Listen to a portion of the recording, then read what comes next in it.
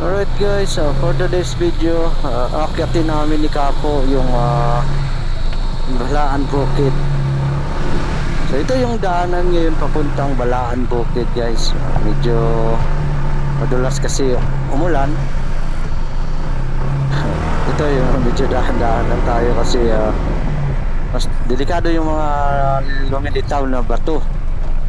Ayun oh. Alright, so napakaganda dito guys. Pag madibilog pa yung kalsada, siguro I'm sure marami nang aakyat dun sa Balaan Bukid.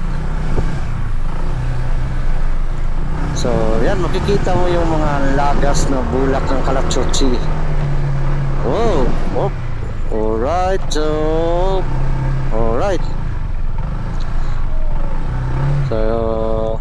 ayun medyo yung dinaanan ng tubig napakadelikado, madulas. Medyo dahan-dahan lang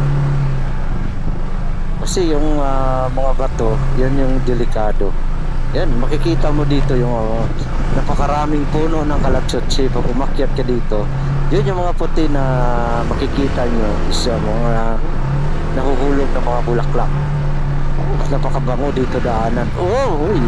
Alright guys, so medyo ingat lang pag umakyat tayo dito pero solid, napakagandang lugar dito. Makikita mo yung overview, yung buong Iloilo City.